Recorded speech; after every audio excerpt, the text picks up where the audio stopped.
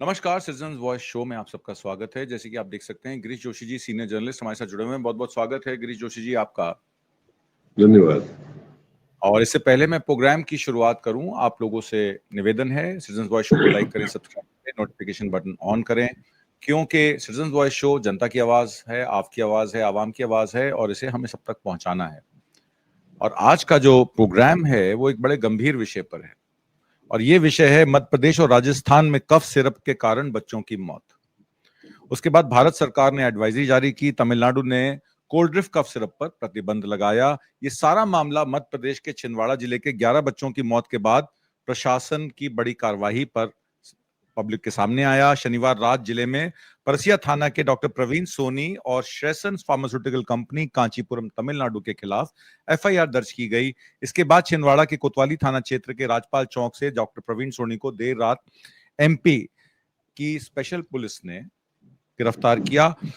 Cold drift करके cough syrup बनाने वाली कंपनी के खिलाफ central drug standard control organisation यानी कि सीडीएससीओ की सख्त कार्रवाई करने की तैयारी में है।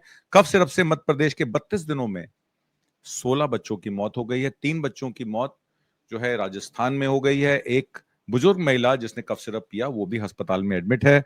कोल्ड ड्रिफ्ट कफ सिरप बनाने वाली कंपनी श्री सन फार्मास्यूटिकल्स के खिलाफ सेंट्रल कंट्रोल ऑर्गेनाइजेशन ने सख्त कार्रवाई करने के निर्देश दिए हैं।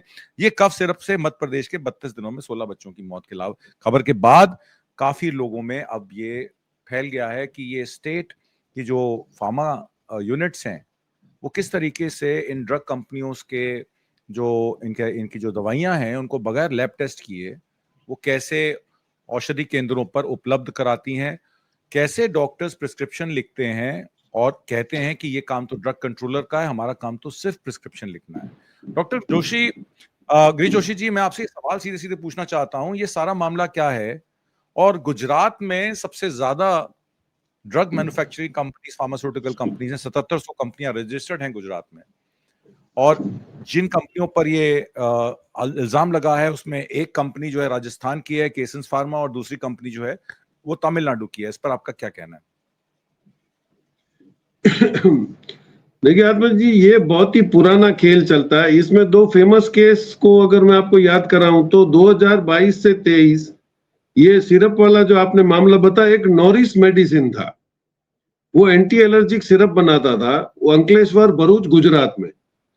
वो कंटेमिनेटेड, उसमें एक एथेनाइन ग्लाइकोल जो लगता है वो इंडस्ट्रियल सॉल्वेंट यूज हुआ था मेडिकल ग्रेड की जगह पे, और एक डाई एथिलीन ग्लाइकोल था। अब उससे किडनी फेलियर्स होने लगी।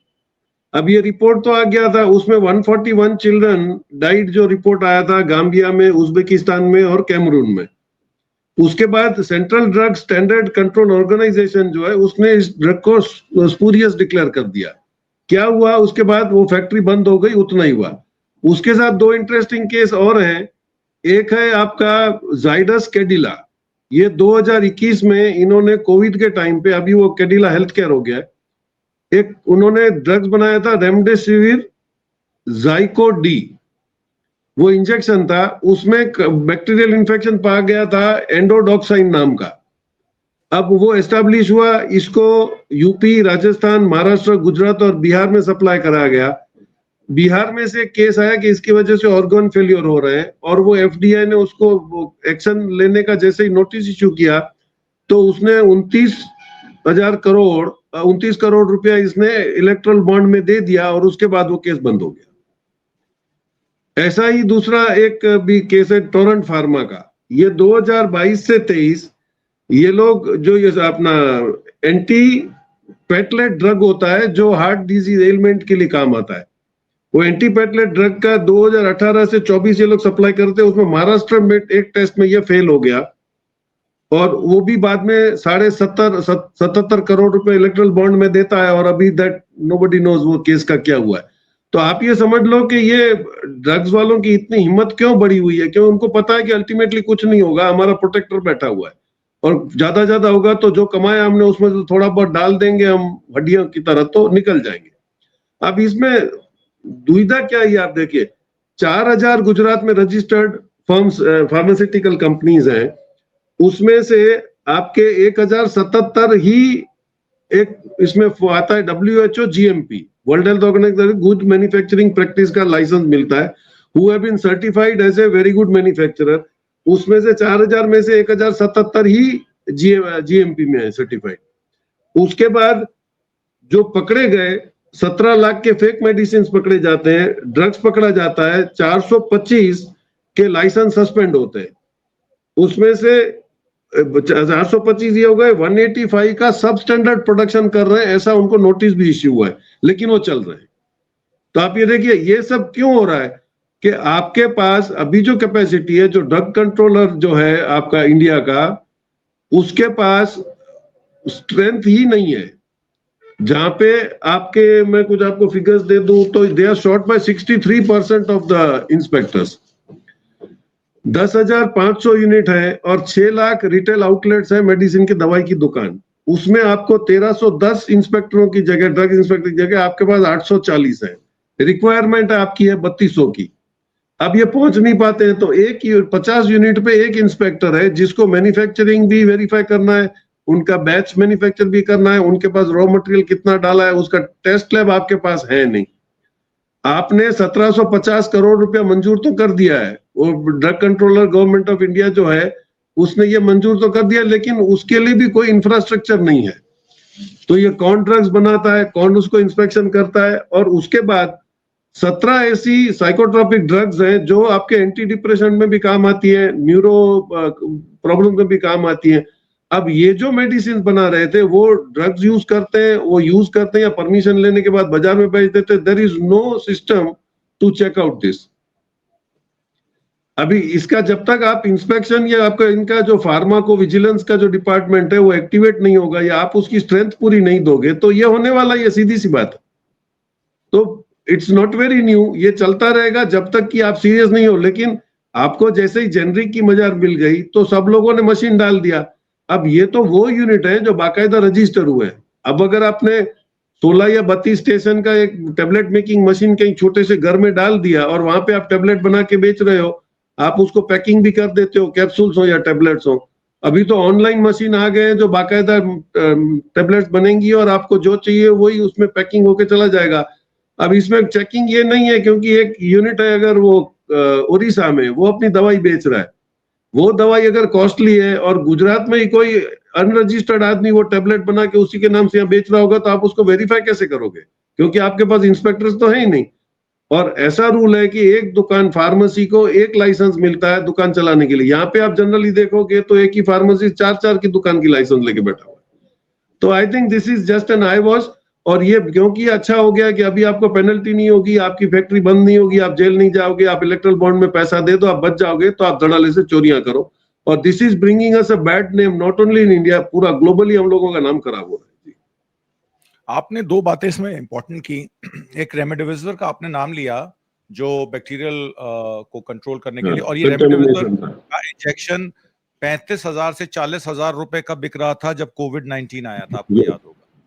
और डॉक्टर्स को प्रिस्क्राइब कर रहे थे और कह रहे थे जान बचानी है तो रेमडेसिविर ले आओ, और यहाँ पे ब्लैक मार्केटिंग शुरू हो गई थी रेमडेसिविर की। इस तरीके से फार्मा का खेल खेला गया। और दूसरी बात जो आपने की साइकोट्रोपिक ड्रग्स की, उसकी बीबीसी हिंदी की एक उसमें इन्वेस्टिगेशन है जिसमें किस तरीके से वहां पर जो मैन्युफैक्चरर्स हैं, फ्लाई बाय नाइट ऑपरेटर्स, वो पूछते हैं वेस्टर्न अफ्रीकन कंट्री से जो लोग आते हैं उनसे पूछते हैं आपको किस मात्रा में क्या साइकोट्रोपिक ड्रग्स चाहिए, उस मात्रा की वो दवा बना के कस्टमाइज करके दे रहे हैं। वो आपने वीडियो भी देखा होगा, शायद आप ही ने भेजा था मुझे और मैंने वो वीडियो देखा था। तो मैं एक आपसे स्टेट वाइज बात करना चाहता हूं। जैसे कि मध्य प्रदेश है, राजस्थान है, तमिलनाडु पर भी इसका नाम आया है। तमिलनाडु ने उस कफ सिरप के ड्रग डिपार्टमेंट के अधिकारियों ने जांच करी, छुट्टी थी 1 अक्टूबर की। मध्य प्रदेश के ड्रग कंट्रोलर ने उसकी जांच की रिपोर्ट 4 तारीख तक भी नहीं दी। तमिलनाडु में की जांच में यह खुलासा हुआ कि कोल्ड्रिफ कफ सिरप के 48.6% डायथनाइल ग्लाइकॉड की मिलावट है। अब डायथनॉल ग्लाइकॉड है क्या? ये एक इंडस्ट्रियल केमिकल है जिसका इस्तेमाल एथनाइल ग्लाइकॉड, एक रंगहीन अल्कोहलिक कंपाउंड है जो हाइड्रोलिक ब्रेक फ्लूइड्स में यूज होता है, स्टैम्प पैड स्याही में यूज होता है, आपके जो डीजल और आपका ये जो मोबिल ऑयल है, मोबिल ऑयल में यूज होता है। इस तरीके की इसकी सॉल्वेंट पेंट में यूज होता है, पेंट इंडस्ट्री में यूज होता है। तो इसकी एप्लीकेशंस तो इंडस्ट्रियल हैं, तो क्या ये मान लेना चाहिए कि जो ये केमिकल थे वो फूड ग्रेड क्वालिटी के नहीं थे, इंडस्ट्रियल केमिकल ग्रेड क्वालिटी के थे, इसलिए इतने बच्चों की मौत हो गई किडनी फेलियर की वजह से, हृदय गति रुक जाने की वजह से? और दूसरी बात जो इसके साथ जुड़ी है कि MP state food and drug controller क्यों इसको चिन्हित नहीं कर पाया? जब ये रिपोर्ट भोपाल के लैब में गई उस समय भी जबलपुर से विभिन्न क्या नाम है औषधि केंद्रों में इस दवा का वितरण किया जा रहा था। मतलब ये दवा जो है धड़ल्ले से बिक रही थी, स्टेट की एजेंसीज द्वारा ये दी भी जा रही थी, डॉक्टरों की प्रिस्क्रिप्शन में भी लिखी जा रही थी। तो इस तरीके की जब एसओएस कॉल्स आती हैं, जब एक जगह एक पेशेंट पकड़ा गया, एक बच्चा पकड़ा गया जिसकी मौत हो गई, तो क्या ये 16 मौतें जो हुई हैं उसके बाद इनको रोका जा सकता था? दोनों विषयों पर। नहीं, सिस्टम जो है वो बहुत ही परफेक्ट है। आप देखिए ये जो रिपोर्ट आया है इसमें स्पूरियस ड्रग का, उसके अंदर उन्होंने बैच नंबर लिखा हुआ है कि ये बैच नंबर की दवा थी, उसमें एथिलीन ग्लाइकोल जो था वो मेडिकल ग्रेड का नहीं था, इंडस्ट्रियल ग्रेड का था, उससे वो किडनी फेलियर के केस हुए। तो वहां पे जो ये ड्रग इंस्पेक्टर होता है उसकी ड्यूटी होती है फार्मा चालू करने के पहले वो लोग अपना डिक्लेयर करते हैं कि उन्होंने कितना मटेरियल इनपुट लिया है, कितनी मेडिसिन बनी, कितना लेफ्ट ओवर हुआ और कितने ड्रग्स किस में, क्योंकि next day the batch changes, वो बैच कंस्टेंट नहीं होता है। तो इसका मतलब ये था कि उसके पहले जो दवाई गई उसमें कॉम्बिनेटिव था, लेकिन वो हर बैच का एक सैंपल ड्रॉ होता है, वो एक कंपनी के पास होता है और एक लैब में जाता है, that has to be compared, उसमें वो सील भी ड्रग इंस्पेक्टर ही करता है। वही सिस्टम हो रहा है क्योंकि आप पे सुपरविजन नहीं है और आपने क्या बना दिया, एक तो ये पॉसिबल ही नहीं है कि फार्मा में यूनिट में आपका इंडस्ट्रियल सॉल्वेंट पड़ा हो या जो मैन्युफैक्चरर है, क्योंकि वो तो आपको लाइसेंस भी नहीं मिल सकता है। अगर फार्मा का आपका यूनिट है तो you are not allowed to keep anything extra there. हमको पता होता है कि जितने भी ये बैचेस हैं इथिलीन के, हम लोग ब्रास में क्लीनिंग करने के लिए ट्राइक्लोरोइथिलीन यूज करते थे। तो उसको जब यूज करते थे उसके ड्रम पे इंस्ट्रक्शंस होता था कि मास्क पहने बगैर आप इसको पोर नहीं करोगे, क्योंकि वो इतना टॉक्सिक होता था कि उसके फ्यूम से ही आपको नशा चढ़ जाए या आपको चक्कर आ जाए। तो ये जो सारे केमिकल्स है उसका हैंडलिंग का भी प्रोसीजर है, that has to be followed. अब क्योंकि फैक्ट्री इंस्पेक्टर्स भी नहीं रहे, करप्शन इस हद का हो गया है कि आदमी लोग खुद जाके करा रहे हैं। अब जब 50 मैन्युफैक्चरिंग पे एक ही इंस्पेक्टर है तो ऑब्वियस है वो सब पे विजिट में नहीं गया होगा, लेकिन उसने अप्रूव करा होगा बैच, और बैच कैसे अप्रूव करा होगा वो सब जानते हैं। तो ऑब्वियस है कि पीछे क्या मिसचीफ हो गई। 99% फार्मासिस्ट नहीं होते हैं फार्मा के मालिक, फार्मा के मालिक वो होते हैं जिनको PHARA में पता ही नहीं क्या होता है। तो वहां पे जो केमिस्ट होता है he is the main boss of the company. अब वो वहां पे क्या खेल कर रहा है वो मालिक को तब पता चलेगा जब वो बैच नंबर में कुछ फ्यूरियस निकलेगा और ये प्रॉब्लम होता है। कई बार हमने पहले भी आगे डिस्कस करा था कि महाराष्ट्र की गवर्नमेंट की सप्लाईज के अंदर उन्होंने एडिबल टेल की दवाइयां दे दी, उसमें कॉम्पोजिशन था ही नहीं। एडिबल टेल नॉर्मली गोली को सरफेस शाइनिंग और स्वॉलोइंग के लिए अच्छा होता है, इसलिए एडिबल टेल से उसको पॉलिश करते हैं। अब उन्होंने पूरी गोलियां एडिबल टेल की बना दी और महाराष्ट्र गवर्नमेंट के उसमें सप्लाई दे दिया उन्होंने। तो इसका मतलब ये था कि जो लोग खा रहे थे। उसके बाद इंटरेस्टिंग और एक हो गया था कि यहाँ पे गुजरात में जब ये रेमडेसिविर का प्रॉब्लम चल रहा था तो एक बंदे ने उसी में ग्लूकोज, सॉल्ट और वाटर मिक्स करके उसने एक सिरिंज बना दिया और उसने बेचा रेमडेसिविर के नाम से ही, और उसका चल भी गया धंधा, उसने बहुत कमाया, बाद में वो पकड़ा गया। तो मतलब जैसे ही आपका कोई मेडिसिनल प्रॉब्लम होता है, उसके पहले भी जैसे हमने डिस्कस करा कि गुजरात में जो वो जिस इंडस्ट्री को सील कर दिया गया था उसी के नाम की दवाइयां और कोई बना के भी बेच रहा था। This means there is no inspection, there is no checking. और मॉरल मैन्युफैक्चरिंग का तो जो कोड ऑफ कंडक्ट होता है वो तो मैं समझता हूँ हमारे यहाँ कोई मानने को तैयार भी नहीं है। दे डू नॉट नो वो लोग सोसाइटी को कैसे डैमेज कर रहे हैं, क्योंकि पनिशमेंट बहुत कम है इसमें। आपको छूटने के लिए रास्ते, आपके इलेक्ट्रोल बॉन्ड सबसे बड़ा आपका छूटने का रास्ता है। सो दे आर, वो बिंदास है, वो चलता रहेगा जब तक अपना प्रॉफिट मार्जिन मेंटेन हो रहा है और ज्यादा कमा रहे हैं तब तक पकड़े जाएंगे तो देखा जाएगा। तो ये जो एटीट्यूड है ये हम लोगों को शायद कहीं पे भी ग्लोबली बहुत ही ज्यादा डिसेंट मैन्युफैक्चरर्स में नहीं रखेगा। अभी जेनरिक हम बना रहे हैं वो ठीक है, जेनरिक लोग ले रहे हैं, लेकिन उसमें भी अगर हमारा कॉम्पोजिशन में कभी कोई मिस्चिफ हो जाएगा you will be back listed. तो ये मैसेज जैसे ही आगे जाएगा, दूसरे कंट्रीज जो हमसे फार्मा लेने का अभी सोच रहे हैं अमेरिकन मार्केट के alternate, they will have to be very cautious. और अफ्रीका जैसे कंट्रीज ने अब ये बता दिया है कि आपको अगर मेडिसिन अप्रूव करानी है तो अफ्रीका का फेडरल डिपार्टमेंट आएगा ड्रग्स का, वो आपका मैन्युफैक्चरिंग प्रोसेस देखेगा, वो आपको एक GMP सर्टिफिकेट देंगे जो पहले US करता था। तो वो भी कॉशियस हो गए। Now every country is getting cautious. तो आपको अपने आप को सुधारना पड़ेगा, और धंधे में अगर बैठना है तो कम से कम मेडिसिन में आपको ईमानदारी दिखानी पड़ेगी। जी। हालांकि जांच रिपोर्ट के बाद तमिलनाडु सरकार ने एक्शन लिया। पूरे राज्य में कोल्ड्रेफ सिरप की बिक्री वितरण पर तुरंत रोक लगाई गई। सभी ड्रग इंस्पेक्टर्स को थोक और रिटेल दुकानों के स्टॉक फ्रीज करने का आदेश दिया गया। उड़ीसा और पुडुचेरी के अधिकारियों को भी अलर्ट किया गया। कंपनी के स्टॉप प्रोडक्शन ऑर्डर जारी कर दिया गया है। मैन्युफैक्चरिंग लाइसेंस कैंसिल करने के लिए शो कॉज नोटिस भी भेज दिया गया है। मध्य प्रदेश में छिंदवाड़ा में ही कफ सिरप पीने से 11 बच्चों की मौत के मामले में मध्य प्रदेश के सरकारी सिस्टम पर हर जगह लापरवाही उजागर हुई है, क्योंकि छुट्टियों पर चले गए जिन्होंने जांच करनी थी, और ये जांच अगर तमिलनाडु की लैब में नहीं होती तो शायद ये रिपोर्ट नहीं आ पाती। तमिलनाडु ने सरकार ने 24 घंटे के भीतर कफ सिरप की जांच कर ली और बता दिया कि इसमें 48% जहर है। जहां जहां डबल इंजन की सरकार थी वहां वहां लैब दशहरे की छुट्टियां मना रहे थे। मैं आखिरी में आपसे सवाल पूछना चाहता हूं कि गुजरात का हमने पहले जिक्र किया इसमें, और गुजरात के जो हेल्थ मिनिस्टर हैं उनका भी एक वीडियो सामने आया और मैंने वो वीडियो देखा। गुजरात के स्वास्थ्य मंत्री ऋषिकेश पटेल ने कहा कि बच्चों की मौत के बाद जांच के घेरे में आई कंपनियां सरकारी दवा खरीद संस्था Gujarat medical services corporation limited की खरीदार सूची में नहीं है। तो मेरा सवाल सीधा सीधा ये है कि ये दवाइयां मध्य प्रदेश के स्टेट वाले अपने औषधि केंद्रों में रख रहे हैं, मुख्यमंत्री औषधि केंद्रों में भी अवेलेबल है, और वहां के मोहन यादव जी ने 4-4 लाख रुपए का कॉम्पनसेशन भी अनाउंस किया है जिन बच्चों की 16 बच्चों की मौत हुई है मध्य प्रदेश में। मेरा सीधा सीधा सवाल है, गुजरात की सर्विसेज कॉर्पोरेशन लिमिटेड की खरीदार सूची में दवा नहीं है, बाकी स्टेटों में दवा मुख्यमंत्री औषधि केंद्रों में क्यों है भाई? इसके पीछे का राज क्या है? जो चीज वो खुद अपने औषधि केंद्रों में नहीं रख रहे वो दूसरी स्टेटों में क्यों भेज रहे हैं? इसका मतलब है कि दाल काली है या दाल में कुछ काला है? यही समझ में नहीं आया what was the maturity of the health minister ये बोलने के पीछे, कि मतलब गुजरात में हमने उसको एम्पैनल नहीं किया है तो वो सरकारी अस्पताल में सप्लाई नहीं दे पाएगा, लेकिन अगर ओपन मार्केट में कोई केमिस्ट लेके सेल कर रहा है या कोई डॉक्टर उसको रेकमेंड करता है तो देयर इज नो ऑब्जेक्शन। इसका मतलब ये हुआ। तो ये सब व्हाइट वॉश करने का मतलब क्या? अगर आपकी दवाई ही ठीक नहीं है तो आप सिर्फ अपने आप को, क्योंकि ये काफी अलग उला हुआ कि गुजरात में ये दवाइयां पकड़ी गई, यहाँ बनती है वहां होता, तो उसका ये इन्होंने थोड़ा सा डैमेज कंट्रोल के हिसाब से बता दिया, इसलिए डेलिबरेटली उन्होंने हिंदी में बोला ताकि message goes across the country कि भाई हम लोगों को ऐसा पैम्पल नहीं। ज्यादातर आप देखिए तो प्रिस्क्राइब्ड मेडिसिन जो होती है डॉक्टर की, वो प्रिस्क्रिप्शन के बगैर नहीं दी जाती है। यहाँ पे 80% केमिस्ट ऐसे हैं जो आप बीमारी बताओ तो डॉक्टर के पास जाने की जरूरत नहीं, वही आपको दवाई दे देता है। और प्रिस्क्रिप्शंस में ऐसी पोजीशन हो गई कि जो डॉक्टर जहां पे बैठा हुआ है उसी के एरिया में आपको उसकी प्रिस्क्राइब दवाइयां मिलेगी, दूसरे एरिया में दूसरे डॉक्टर की मिलेगी। तो आप अगर वहां से दवाई लिखवा के 50 किलोमीटर दूर चले जाओ तो दवाई नहीं मिलेगी, उसका वो कंपैरिजन जो है इक्विवेलेंट वो आपको केमिस्ट दे देगा।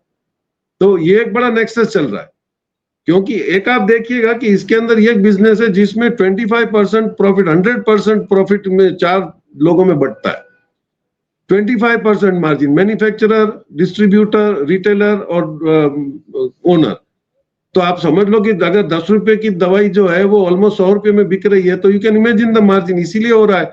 डोलो जो बिकी थी कोरोना में 650 पावर का paracetamol is nothing less than a drug, ये केमिस्ट मानते हैं। लेकिन पैरासीटामोल 500 का पावर तो बहुत हो जाता है, that is very strong when recommended. उसकी जगह आपने 650 पावर का पैरासीटामोल डोलो के नाम से बेच दिया। अब वो जिन्होंने खाया है, उसके बाद रेडे पड़ी तो 1000 करोड़ वो उसके अकाउंट में निकला, which he paid to the doctors to promote their. आप देखिए हर डॉक्टर डोलो डोलो लिख रहा था। ये भी एक बड़ा स्कैम था, उसका इन्वेस्टिगेशन होना चाहिए। तो डॉक्टर्स अगर ऐसे ही रेकमेंड करेंगे अपने पेशेंट की तरफ, आप हाइपोथेटिकल ओथ लेते हो कि भाई आप जो करोगे वो डॉक्टर पेशेंट की भलाई के लिए करोगे, वो तो अब रहा ही नहीं है। तो व्हाट आर यू रिकमेंडिंग? और कई डॉक्टर्स ऐसे हैं जिनके पास 4-4 घंटा लोग बैठते हैं। मैं जानता, वो एक ओल्ड ट्रेडिशन के डॉक्टर्स हैं जो बहुत ही सस्ती दवाइयां जेनरिक की लिख के दे देंगे और बोलेंगे 2 दिन खाओ, नहीं होगा तो आप वापस आइएगा। यहाँ पर तो मैक्सिमम कमीशन के चक्कर में आपको 10-10 स्ट्रिप्स ही लिख देते हैं, इसकी 10 स्ट्रिप 3 दिन ये लेनी, 3 दिन। कोई भी एक डॉक्टर एक मेडिसिन आपको प्रिस्क्राइब नहीं करता है। तो I think we need lot of reforms, इसमें we have to be serious, क्योंकि ये खुद जो pharmaceutical and drug manufacturer association वो लिख रहा है कि भाई आप कम से कम इंस्पेक्टर दो, क्योंकि ऐसा होगा इसमें सबको डर यही है कि मेरी दवाई यहाँ पे गुजरात में बैंड हो गई तो कोई बैठ के तमिलनाडु में मेरी दवाई बना के बेच रहा होगा, मेरे को नहीं पता है। इंटरनेशनल में आप देखिए इतना बड़ा षड्यंत्र चलता है कि अगर आपने फॉरेन कंपनी की दवाई बना ली और अगर आपने एक्सपोर्ट करी 99.99% वो आपका पोर्ट पे पकड़ा जाएगा दवाई। वहां पे वो ऑफिसर बहुत अलर्ट है क्योंकि you are not suppose to make branded medicine for anybody else. तो उधर अगर सिस्टम ठीक से चल रहा है तो हमारे इंडियंस के लिए क्यों नहीं चल रहा है? तो आपको रिक्रूटमेंट करना पड़ेगा। आपने गवर्नमेंट स्ट्रेंथ सारी कम कर दी है, ऑलमोस्ट रिक्रूटमेंट बंद हो गया है। तो आप ये एक्सपेक्ट कर सकते हो, अब आपको अलर्ट रहना पड़ेगा खुद को कि अगर आप कॉम्पोजिशन नहीं जानते हो तो आप अपने कोई फैमिली डॉक्टर से एडवाइस करके करें, वही करें। लेकिन यहाँ पे एक बड़ा षड्यंत्र अभी और चल पड़ा है कि 350 रुपए में आप पूरी बॉडी चेकअप करवा लीजिए। अब वो लालच में आदमी चला जाता है, उसको 15 बीमारियां बता देंगे और 50 दवाइयां लिख देंगे। तो आई थिंक हम लोगों को भी माइंडसेट से बाहर आना चाहिए। ऊपर वाले ने जो आपको शरीर दिया वो ऑटो करेक्शन वाला ही है, वो बॉडी खुद ही अपने आप को रिपेयर करता है। लेकिन वो आयुर्वेद इसलिए नहीं चला, होम्योपैथ इसलिए नहीं चला क्योंकि वो किसी भी बीमारी को बहुत लाइटली लेते थे। वो पहले एक साइकोलॉजिकल ट्रीटमेंट होता था, कुछ नहीं है चिंता मत करो। हालांकि ये लोग तो एटमॉस्फेयर ऐसा खड़ा कर देते हैं कि आपको हॉस्पिटलाइज ही हो जाना पड़ेगा। आपके पास नेफ्रोलॉजिस्ट नहीं है, लेकिन मैंने कई हॉस्पिटल में देखा पेशेंट को 24 घंटा आईसीयू में डाल देते, फिर बोलते हैं किडनी खराब हो गई है, आप ले जाइए। तो आपके पास नेफ्रोलॉजिस्ट नहीं था तो हु टोल्ड कि इसका किडनी खराब है? तो ये जो पूरा एक माफिया और ये चल रहा है इनका गैंग सिस्टम, उसको तोड़ना जरूरी है। या तो इनको खुद को मॉरली अभी डिसाइड करना पड़ेगा। ये जो आपने हेल्थ सेंटर्स बंद कर दिए गांव के अंदर, लोग सिटीज में आ रहे हैं और लाखों रुपया खर्च रहे हैं, तो आपने पब्लिक जो प्राइमरी हेल्थ सेंटर्स थे उसको आपने क्यों बंद करे? वो तो बहुत बड़ा एम्प्लॉयमेंट का एक जगह है, आपको वो तो चालू रखना चाहिए था। पैरामेडिक स्टूडेंट्स भी है, उसको आप ट्रेन करोगे। आपने मेडिकल कॉलेजेस सिटी में डाल दी, हॉस्टल्स आपने सिटी में डाल दी, आपने एडमिशन के करोड़ों रुपए आपने उसमें डाल दिए। There is nobody to generally teach you कि भाई पैरामेडिक क्या होता है। मैं जानता हूँ 65-67 तक हम लोग, काफी लोग जानते थे। उस टाइम पे एक आरएमपी सर्टिफिकेट इश्यू होता था, रजिस्टर्ड मेडिकल प्रैक्टिशनर। वो आदमी क्वालिफाइड नहीं है, लेकिन उसने 20-25 साल किसी डॉक्टर के अंडर में काम किया है, वो सबसे ज्यादा काम जानता है। तो उसको मेडिकल काउंसिल एक एग्जाम लेती थी और उसको आरएमपी में क्वालिफाई करते थे और he used to practise as a doctor. वो सर्जरी नहीं कर सकता है, लेकिन वो एलिमेंट्स में मेडिसिन अच्छे से लिख देता है, वो चेक कर सकता था ब्लड प्रेशर वगैरह। तो वो गांव के अंदर प्रैक्टिस करते थे क्योंकि सिटी में नहीं था। तो this was a very big hold. आपने सडनली आरएमपी सर्टिफिकेशन ही बंद कर दिया। रसिया, चाइना सस्ता, जो यूक्रेन में जो बच्चे डॉक्टर बन के आते थे उनको आप यहाँ पे वापस एग्जाम लेते थे। यहाँ से जाने की भी आप एग्जाम लेते हो और पैसा लेते हो, आने के बाद फिर वो एग्जाम देंगे, पैसा देंगे। मतलब ये हुआ कि वो अच्छे से क्वालिफाइड है। तो अब जो रशिया में पढ़ के जो डॉक्टर बन रहे हैं वो चले जा रहे हैं ब्रिक्स कंट्रीज में, उन्होंने एग्रीमेंट करा लिया WHO अप्रूव, तो वो लोग वहां जाके प्रैक्टिस करेंगे। मतलब आप अपनी एफिशिएंसी भी अपनी गलत पॉलिसियों से किल कर रहे हो, उस पर भी गवर्नमेंट को सोचने की जरूरत है। जी बिल्कुल ठीक कहा आपने। और सबसे बड़ी बात यह है कि जो बच्चे, छोटे बच्चे हैं, उनकी एडवाइजरी आप पहले आपको जारी करनी चाहिए थी। आप अब जारी कर रहे हैं कि 5 साल के नीचे बच्चों को एक कफ सिरप मत दीजिए। आपने अलाउ क्यों किया ओवर द काउंटर सेल्स? आपने क्यों प्रिस्क्रिप्शन लिखी कि 1 से 5 साल के बच्चे ये कफ सिरप ले सकते हैं? हमें याद है हमारी दादी, हमारी नानी कहती थी अदरक का जूस शहद में मिला के बच्चे को चटा दो, बच्चा ठीक हो जाएगा। कितने देसी इलाज हम लोगों के किए जाते थे। क्या हर चीज के लिए कफ सिरप? तो हमने कब देखा? हम जब स्कूल कॉलेज जाना शुरू हुए तब हमें पता लगा कि कफ सिरप नाम की कोई चीज होती है। हमने तो अपने कफ सिरप की बोतल घर में भी नहीं देखी। तो ये जो फूड ड्रग एडमिनिस्ट्रेशन में जिस तरीके की प्रिस्क्रिप्शंस लिखी जाती हैं, डॉक्टरों को दोषी नहीं पाया जाता। आपको पता होगा एनएचएस में अगर ये कुछ ऐसी हरकत ब्रिटेन में हो जाती तो कम से कम 100 साल की जेल जाता डॉक्टर। और ये अमेरिका में भी इस तरीके की चीजें हुई हैं। इंडियन डॉक्टर्स जो ओवर प्रिस्क्रिप्शन लिखते हैं उनको भी जेल भेजा जाता है 40-40 सालों के लिए।